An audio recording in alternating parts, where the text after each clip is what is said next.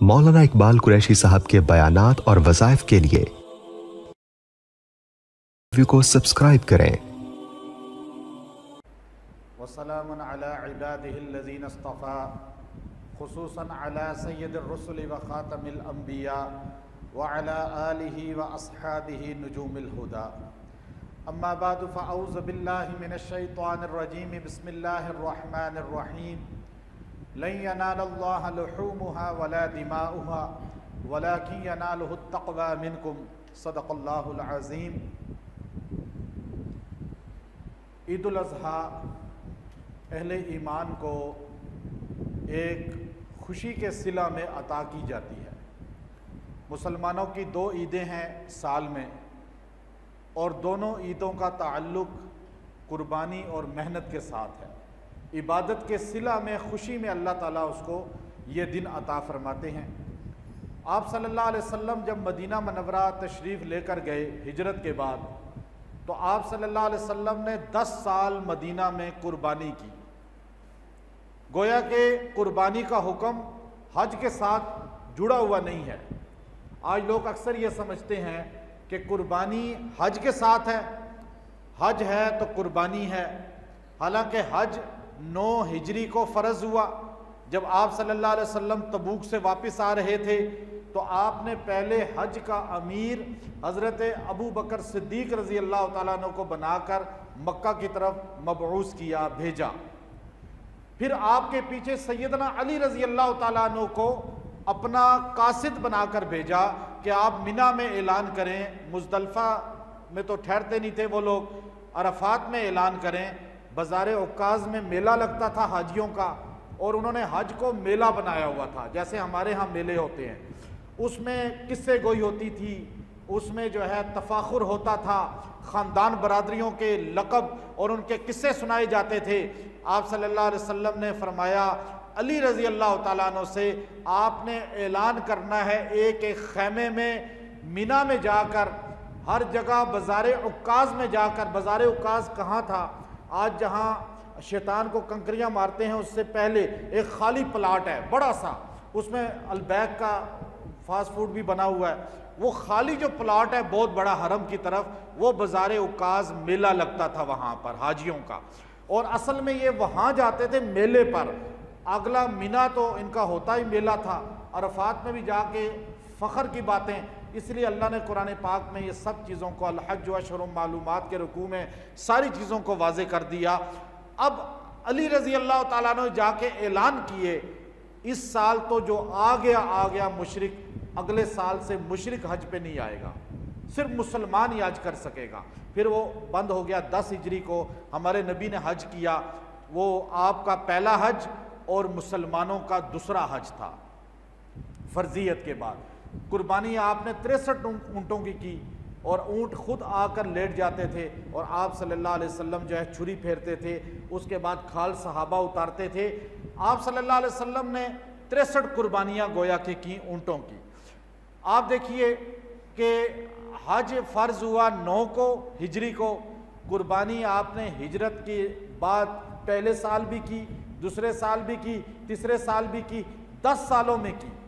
आज कुछ लोग ये समझाने के लिए अपना विज़न पेश करते हैं, बड़े स्कॉलर बनते हैं कि जी आप ख़ास तौर पे ये कोरोना का जो बहुत बड़ा इशू है, इसमें बंदे गरीब हो चुके हैं, बहुत गुर्बत बढ़ गई है। आप बकरे की, गाय की जगह, बैल की जगह जो है आप किसी गरीब को पैसे दे दें। कुर्बानी करने की क्या ज़रूरत है? अब ये तो पहले सालों में चला आता है। गामदीयत जहन रखने वाले, जो लिबरल जहन रखने वाले हैं, कुरान और सुन्नत को सही नहीं समझते जो लोग। एक है कुरान को अपनी तरह समझना, मैं जैसे मेरा मजाज है। एक है जैसे उलमाए उम्मत ने पेश किया, हमारे बड़ों ने पेश किया, कुरान को सहाबा ने समझा। चूँकि सहाबा से ज़्यादा कुरान समझने वाला कोई नहीं है, चूँकि सहाबा ने साहिब कुरान को देखा है, हमने खाली कुरान को देखा है। सहाबा ने किसको देखा है? साहिब कुरान को। अब जिसने साहिब कुरान को देखा वो ज़्यादा मुस्तनद है या कुरान देखने वाला ज़्यादा मुस्तनद है?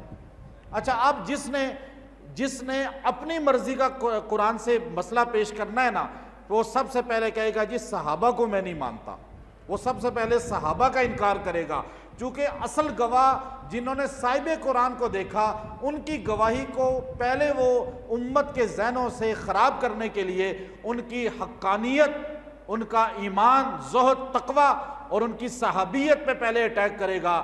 جو صحابہ پہ حملہ کرنے والا آپ کو ملے، ان کی شان میں، عظمت میں، ان کے کردار میں، ان کی گفتار میں، ان کے معاملات میں آپ پہلے یقین کر لیں کہ یہ بندہ جو صحابہ پہ تبرہ کر رہا ہے یہ اصل میں صاحب قرآن کا منکر ہے، چونکہ یہ صاحب قرآن کے گواہ ہمارے سامنے صحابہ ہیں۔ قرآن تو یہ رکھا ہوا ہے الماری میں، لیکن اس قرآن کو اترتے ہوئے صحابہ نے دیکھا۔ اب صحابہ نے کیسے کیا؟ آپ ایک چھوٹی سی چیز دیکھیں، آج دنیا کے اندر، آج سائنس کا دور ہے، ٹیکنالوجی کا دور ہے، آپ نیٹ پہ سرچ کریں، آپ کو ڈنمارک کے اندر ایسے لوگ ملیں گے جو سمندر میں اتر جاتے ہیں اور جو بڑی ڈولفن مچھلی ہے اس کا مشترکہ طور پہ جو ہے اس میں کھیلتے ہیں، اس کا شکار کرتے ہیں، اس سے نیزوں سے، تلوار سے حملے کرتے ہیں اور اس کا خون نکالتے ہیں اور پورا پانی خون سے بھر جاتا ہے۔ اب جو ہے وہ ان سے پوچھا جائے ہر سال تم یہ کام کرتے ہو، تم اتنی مچھلیوں کا نقصان کرتے ہو، پھر کھاتے بھی نہیں ہو، پانی میں تیر کے چلی جاتی ہے، تو وہ کہیں گے ہمارا مذہبی یہ شعار ہے، ہمارے مذہب کا حصہ ہے۔ اسپین کے اندر جو ہے اسی طرح وہ کرتے ہیں، یہی کام کیا جاتا ہے۔ اب وہ اس عمل کو دہراتے ہیں۔ ہمارے یہودی جو ہے، یہودی لاکھوں کی تعداد میں، یہودی پوری دنیا میں لاکھوں کی تعداد میں ہر سال اپنے مختص دن میں مرغیوں کو جمع کرتے ہیں، جمع کر کے ان کو ذبح بھی نہیں کرتے، ان کو کھاتے بھی نہیں ہیں، بلکہ مرغی کو ٹانگوں سے پکڑ کے پتھر پہ زور زور سے اس کو مارتے ہیں۔ ہر یہودی، مرد، عورت، بچہ، اس کو مرغی پکڑائی جاتی ہے، یہ مرغی تم نے پتھر پہ مارنی ہے، اور ایسے اس کا سر مارنا ہے پتھر پہ کہ مرغی بالکل قیمہ بن جاتی ہے، اور جتنا اس کا خون گرتا ہے، چاہے ان کے کپڑوں پہ لگتا ہے، چاہے ان کے ہاتھوں پہ لگتا ہے، وہ کہتے ہیں ہمارے اتنے ہی گناہ معاف ہو رہے ہیں۔ اب آپ دیکھیے، اچھا عیسائی کیا کرتے ہیں؟ سال میں ایک دن انہوں نے مختص کیا ہوا ہے، چونکہ مائدہ قرآن پاک میں بھی ہے، اللہ تعالیٰ نے ان پر مائدہ اتارا عیسائیوں کی فرمائش پر، اور وہ پرندوں کو اسی طرح شکار کرتے ہیں، ان پرندوں کو اسی طرح شکار کر کر کے پھر ان کو کھاتے ہیں۔ ایک دن انہوں نے اپنا باقاعدہ عید کا پرندوں کے گوشت کے لیے رکھا ہوا ہے، اور پوری دنیا میں آج جتنے بھی پوری دنیا میں محکمے ہیں، NGOs ہیں جو پرندوں کے دفاع کا کام کرتی ہیں، آج یہ پاگل کتے گلیوں میں پھر رہے ہیں۔ آپ پورے پاکستان کی گلیوں میں چلے جائیں، آپ کو ہر گلی میں صبح کے ٹائم خاص طور پہ پاگل کتوں کی بھرمار ملے گی، اور ایک کتا جس کو کاٹ لے پاگل، وہ بندہ مر جاتا ہے۔ کس طرح موتیں ہو رہی ہیں، لیکن ہماری انتظامیہ، ہماری حکومت کے لوگ ان کتوں کو مار نہیں سکتے، پکڑ نہیں سکتے، ان کو ضائع نہیں کر سکتے، چونکہ NGOs نے یہاں پر اتنی سختی کر دی ہے، اتنی پابندی لگا دی ہے کہ پاگل کتوں سے انسان مر جائے، انسان کی کوئی ویلیو نہیں، لیکن گندا اور پاگل کتا جو ہے اس کو آپ نے نہیں مارنا، اس کو آپ نے نہیں پکڑنا۔ یہ حال ہمارے ملک میں کتوں کے دفاع کے لیے مسلمانوں کے ملک میں ہے، اور وہاں پر وہ پرندوں کو جن کی نسل ختم ہو رہی ہے، پرندوں کی نسل جانوروں کی نسبت جلدی ختم ہوتی ہے اور دنیا میں بہت تیزی کے ساتھ ختم ہو رہی ہے، ان پرندوں کا ایسے شکار کیا جاتا ہے، ایسے ان کا جو ہے استعمال کیا جاتا ہے۔ کوئی NGOs نہیں بولتی، کوئی محکمہ نہیں بولتا، کوئی ادارہ نہیں بولتا، وہاں ان کو حقوق نظر نہیں آتے۔ یہاں جب مسلمان بکرا ذبح کرتا ہے، گائے بیل ذبح کرتا ہے، اور جن کی تعداد دنیا میں اتنی بڑھ گئی ہے کہ آپ دیکھیں کبھی کم نہیں ہوئی، کہ روز کھایا جاتا ہے گوشت، لیکن پھر بھی کم نہیں، چونکہ اللہ کا نظام ہے، اللہ نے ان میں برکت رکھی ہے، لیکن وویلا کیا جاتا ہے کہ آپ قربانی نہ کریں، آپ جو غریب کو پیسے دے دیں۔ یہ تو ظلم ہے کہ آپ بکرے پہ چھری چلا رہے ہیں، یہ تو ظلم ہے کہ آپ بھینس پہ چھری چلا رہے ہیں، بیل پہ چھری چلا رہے ہیں۔ اگر چھری چلانی ہے تو اپنے نفس پہ چلائیں۔ یہ جملہ اتنا پیارا اور اتنا میٹھا ہے زہر کی طرح کہ جو مسلمان کو جا کے فوراً دل پہ لگتا ہے۔ کیسی بات کر دی اس نے ٹی وی میں بیٹھ کے کہ چھری چلانی ہے تو اپنے نفس پہ چلاؤ، تم کیوں بکرے پہ چلاتے ہو؟ اب وہ قربانی کی اہمیت کم کرتا ہے۔ تو آپ یہودیوں سے کیوں نہیں کہتے کہ مرغیاں ضائع کر رہے ہو، کھا بھی کوئی نہیں رہا؟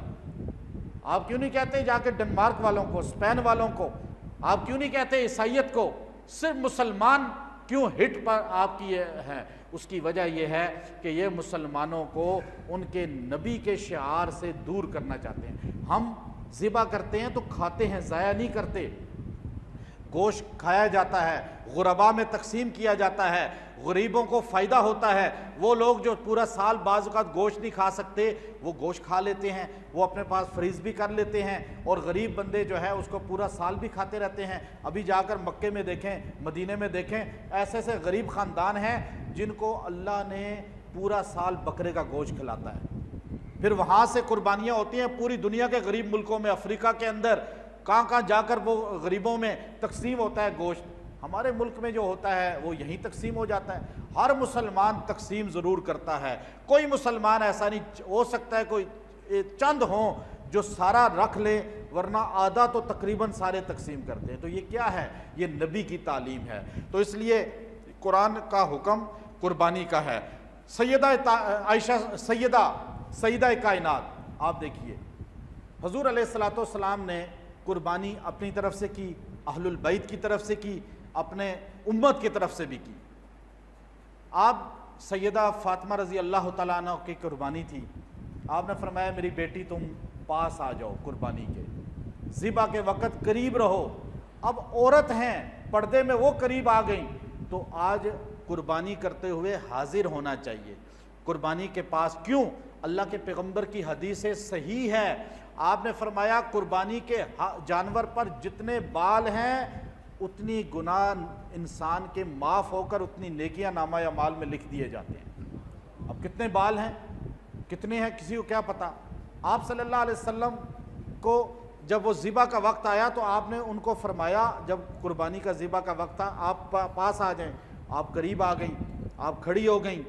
آپ علیہ السلام نے فرمایا کہ یہ قربانی کا جانور جب اس کا خون کا قطرہ زمین پہ گرے گا، اے فاطمہ اللہ تیرے سارے گناہوں کو معاف کر دے گا۔ آپ نے فرمایا سلف من ذنوبک، سیدہ سے فرمایا، سیدہ کائنات سے، سلف من ذنوبک، آپ کے پچھلے سارے گناہ معاف ہو جائیں گے۔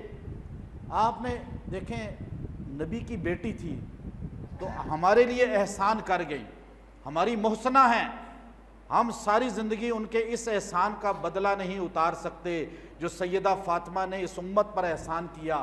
آپ نے پوچھا خاصتاً یا رسول اللہ اہل البیت، اللہ کے رسول آپ نے جو مجھے کہا کہ اے فاطمہ اس جانور کا خون جب زمین پہ گرے گا تیرے پچھلے سارے گناہ معاف ہو جائیں گے، یا رسول اللہ کیا یہ خاص ہے اہل البیت کے لیے کہ جو آپ کا اہل البیت گھرانہ ہے اس کے لیے کہ وہ قربانی کرے گا تو سارے گناہ معاف ہو جائیں گے، یا او للمسلمین، یا رسول اللہ یہ امت کے قیامت تک آنے والے مسلمانوں کے لیے ہے؟ تو آپ صلی اللہ علیہ وسلم نے فرمایا یا فاطمہ او للمسلمین، اے فاطمہ یہ میری امت کے قیامت تک آنے والے مسلمانوں کے لیے ہے، جو قربانی کرے گا اس کے لیے اللہ نے رکھا ہے۔ آپ علیہ السلام معراج کی رات تھی، آپ ابن عربی رحمۃ اللہ علیہ نے اس کو لکھا، محی الدین ابن عربی رحمۃ اللہ علیہ نے، کہ آپ معراج کی رات تھی، آپ صلی اللہ علیہ وسلم، براق آپ کے قریب ہوا، براق نے تھوڑی سی شوخی کی، آپ صلی اللہ علیہ وسلم پیچھے ہٹ گئے، براق تھوڑا سا شوخی سے آگے ہو گیا۔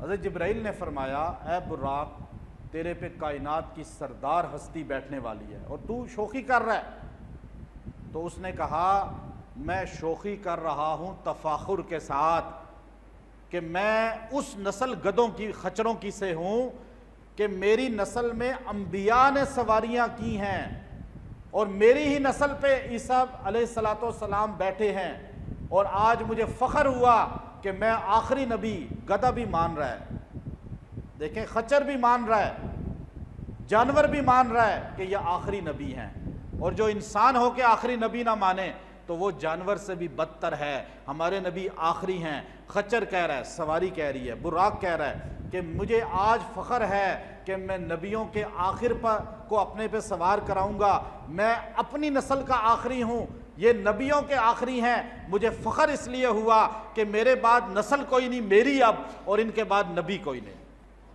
تو جبرائیل علیہ السلام نے یہ بات دو جہاں کے سردار کو بتائی، آپ صلی اللہ علیہ وسلم کو۔ آپ علیہ السلام وہ قریب ہوا براق، اب آپ پیچھے ہٹ گئے۔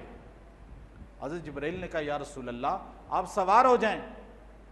کہا ابھی تم نے مجھے بتایا کہ یہ آخری ہے اپنی نسلوں کا، اور قیامت کے دن اسی براق پہ میں سوار ہو کے پل صراط کراس کر کے جنت چلا جاؤں گا، اور میں تو جنت چلا جاؤں گا لیکن میری امت کا کیا بنے گا یہ تم نے نہیں بتایا۔ تو حضرت جبرائیل علیہ السلام نے فرمایا یا رسول اللہ، اللہ رب العزت کا امر ہے، فیصلہ ہے، اللہ نے آپ کی امت کے لیے کیا ہے کہ جو آپ کا امتی قربانی کرے گا وہ اپنے قربانی کے جانور پہ سوار ہو کر جنت میں داخل ہوگا۔ تو آپ علیہ السلام اس کے بعد سوار ہو گئے۔ اب آپ پر ہے، آپ مریل جانور لیتے ہیں یا فربا جانور لیتے ہیں۔ آپ جو ہے قربانی، بعض لوگوں کا یہ ذہن بنا ہوا ہے 7 قربانیاں بس بہت ہے، زندگی میں 7 ہونی چاہیے، یہ غلط جملہ ہے۔ 7 قربانیوں کا کوئی تعلق نہیں ہے۔ 7 قربانی 7 حصے ہوتے ہیں جانور میں، بڑے جانور میں حصوں کا الگ ہے۔ پھر حصوں میں بھی یاد رکھیں، آپ پہ جب قربانی ہے آپ فرض ہے آپ دیں گے، یہ نہیں ہے کہ آپ نے 7 کر لی تو آپ بری ہو گئے۔ ہمارے نبی نے 63 اونٹ ذبح کیے، 63 زندگی کے سال تھے آپ کے، آپ دیکھیں۔ پھر آپ اپنی زندگی کو سامنے رکھیں، آپ جب مالدار ہیں قربانی فرض ہے، عورت الگ مرد الگ پہ، بیٹے پہ الگ بیٹی پہ الگ، جو مالدار ہے صاحب حیثیت ہے۔ 7 حصے ہیں آپ کے بڑے جانور میں، بکرا تو ایک ہی ہوگا، دمبا ایک ہی ہوگا، اونٹ میں 7 ہیں بڑے جانور۔ 7 کا سوچ ایک ہونی چاہیے، عقیدہ ایک ہونا چاہیے۔ اگر عقیدہ ایک کا ہی بیچ میں خراب ہے، شرکیہ عقیدہ ہے، اگر کسی کا عقیدہ صحابہ کے متعلق صحیح نہیں ہے، اہل البیت کے متعلق صحیح نہیں ہے، اور سنت رسول سے ہٹ کر بدعات رسومات میں وہ بندہ اس عقیدے میں غرق ہو کے پڑا ہوا ہے، آپ اس کو اگر حصے میں شامل کریں گے تو آپ کی قربانی نہیں ہوگی۔ یاد رکھیں یہ بات، یہ اس لیے کہ آپ کو سوچ بچار کر کے حصہ ڈالنا ہے، کہ میں یہ نہیں ہے کہ بس جو مل گیا یہ میرا حصہ شامل کر لیں۔ پہلے دیکھیں اس بندے کا عقیدہ اہل سنت میں، وہ ماتریدی، ہمارا اہل سنت ماتریدی عقیدہ ہے، یاد رکھیں۔ ابھی ماتریدی کا پتہ ہی نہیں ہے، انشاءاللہ اس پہ بھی میں نے پہلے بھی کئی بار بات کی ہے۔ امام ابو منصور ماتریدی ہمارے امام ہیں عقیدہ اہل سنت کے، میں ان کی قبر پہ بھی الحمدللہ کئی بار گیا، وہاں ان کی قبریں ہیں، ہم ان پہ وہاں بھی عقیدے کی اصلاح کرتے ہیں، وہ عقیدہ پڑھایا بھی اللہ کے فضل سے ہے میں نے۔ عقیدہ ماتریدی، اب یہ اتنی بیسک چیزیں ہیں، ہمارا سنی خالی نماز ہی پڑھ لے بڑی بات ہے، ورنہ تو عقیدہ تو اس کو پتہ ہی نہیں عقیدہ ہے کیا چیز ہوتی۔ لیکن آپ باطل کو دیکھیں، ان کو اپنے عقیدے کا ایک ایک چیز کا پتہ ہے۔ تو اللہ رب العزت ہمیں عمل کی توفیق دے۔ وآخر دعوانا ان الحمدللہ۔ مولانا اقبال قریشی صاحب کے بیانات اور وظائف کے لیے کو سبسکرائب کریں۔